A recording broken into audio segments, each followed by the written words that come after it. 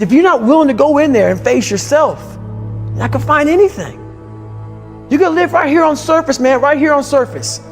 So if there is an ending to this world and there is somewhere to go and there's a judgment, you're gonna get there and you might see a chart.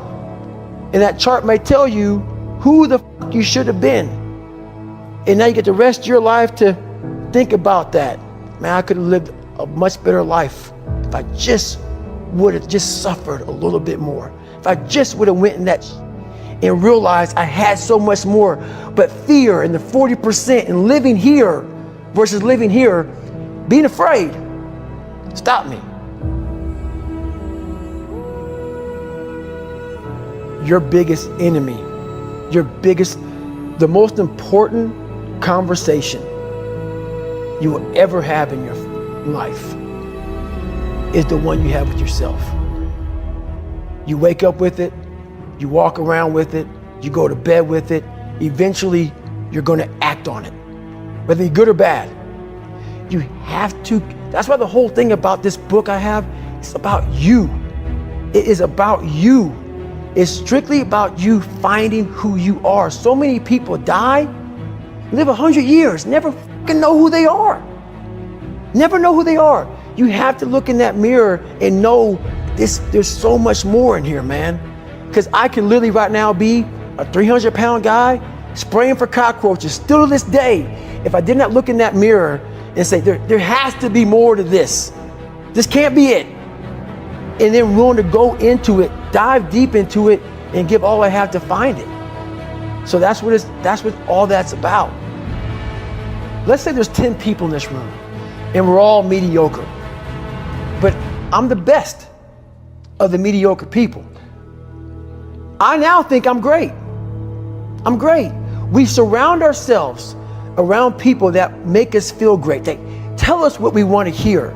The second we put ourselves amongst the uncommon people, we don't like that feeling, that challenging feeling of that person who's waking up at 3:30 in the morning and say, hey, push your shit on, we're going for a run. We don't like that challenge. We like that person who says, hey, you know what, man, I don't feel good today, man. And they say, oh, it's okay, brother. We'll take a day off, man. We'll get a pizza and watch the game. We like that.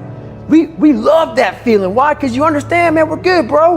We don't want that motherfuckers like this. Hey, man, no, bro. Get your fucking shit on, man. Stop being a punk. We don't want that in our lives. We don't want that person who's constantly challenging our weaknesses. We want that person who's constantly, making us feel nice and good and secure in ours. That's the mediocrity of life. We want to be the best amongst the average people. People wonder, how do you stay hungry all the time? Because after I accomplish something, I don't sit back like a lot of guys who graduate buds, graduate this, graduate that. They get comfortable. They wonder why I'm getting weak, man. I don't know, I lost my edge. What's going on? Because once you hit the top of the fucking mountain, guess what happened? I'm good. I'm good, so you wonder why you're falling down now. Because once you reach the top of the mountain, you gotta build another one. That's mediocrity. There's a lot of people in mediocrity who have a nice resume, but they're one-timers, man.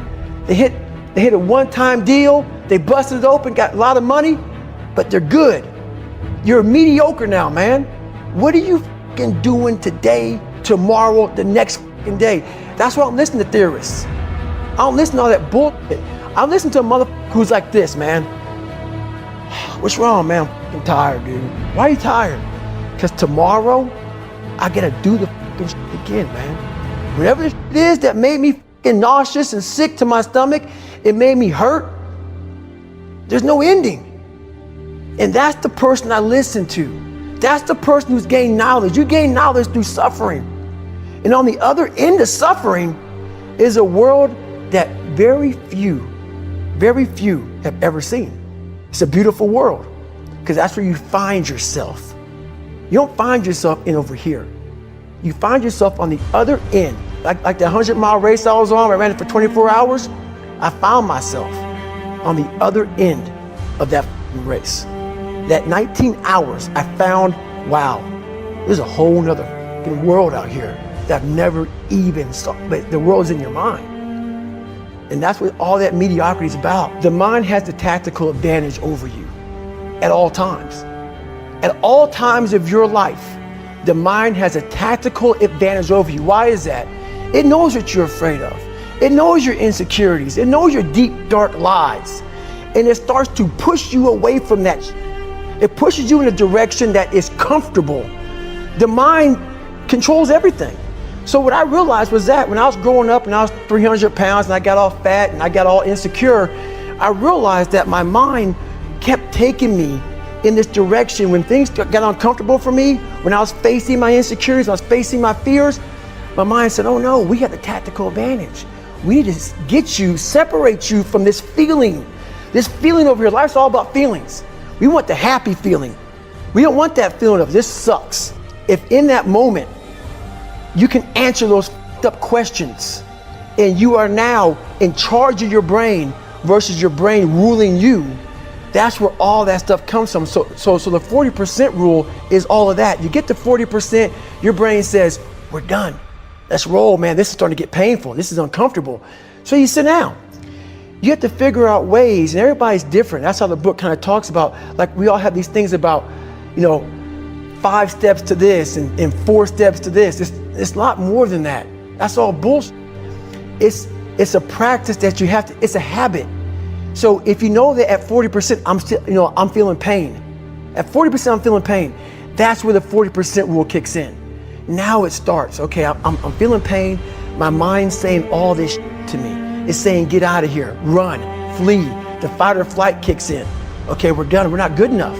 It starts telling you all these things. You start to believe it because the mind controls all. This is the time where you have to gain control back of your mind. It's okay. Let me see if I can go 45%.